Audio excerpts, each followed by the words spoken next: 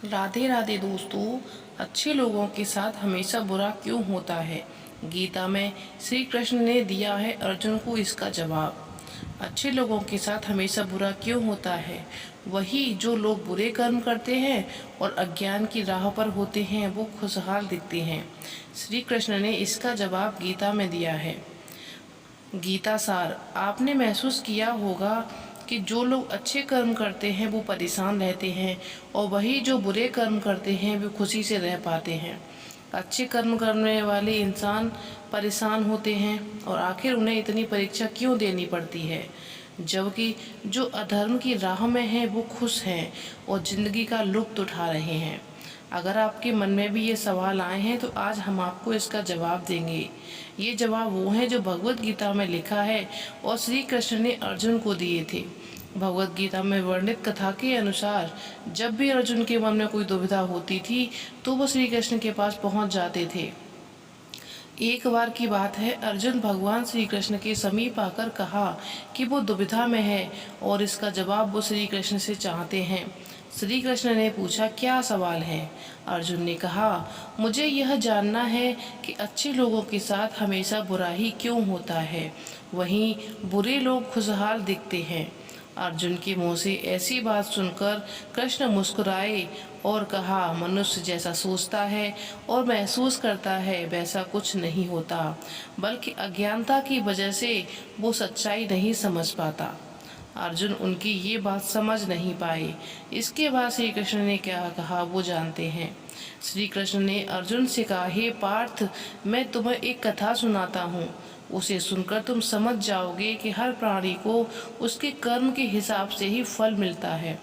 प्रकृति हर किसी को अपनी राह चुनने का मौका देती है। अब वो मनुष्य की इच्छा पर निर्भर करता है कि उसे धर्म की राह चुननी है या अधर्म की।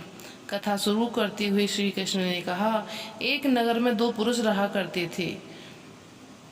एक पुरुष व्यापारी था जिसके जीवन में धर्म की बहुत महत्ता थी। वो पूजा पाठ में यकीन रखता था। वो हर रोज मंदिर जाता था और दान धर्म भी किया करता था और हर रोज भगवान की पूजा किया करता था। वहीं दूसरा पुरुष बिल्कुल विपरीत था।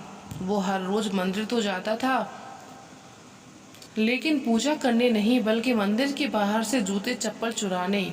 उसे दान और धर्म से कोई लेना देना नहीं था। समय बीतता गया। एक दिन बहुत जोर की बारिश हो रही थी। इस वजह से मंदिर में पुजारी के अलावा कोई नहीं था। ये बात जब दूसरे पुरुष को पता चली तो उसने कहा कि ये सही मौका है मंदिर का धन चुराने का। पंडित से नजर बचाकर उसने मंदिर का सारा धन चुरा लिया। उसी समय धर्म कर्म में विश्वास रखने वाला व्यक्ति भी मंदिर पहुंचा।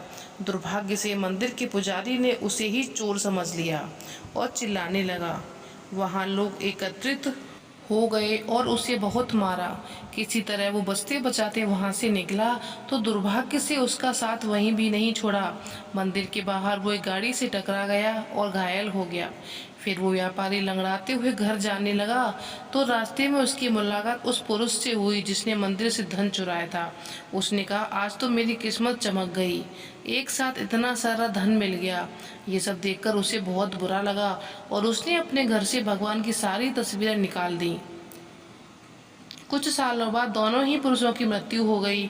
मरने के बाद जब दोनों यमराज की सभा में पहुंचे तो भले पुरुष ने दूसरे व्यक्ति को देखा तो उसे बहुत गुस्सा आया।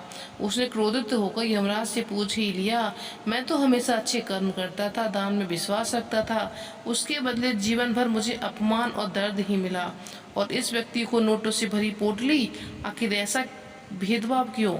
इस पर यमराज ने कहा, पुत्र, तुम गलत समझ रही हो।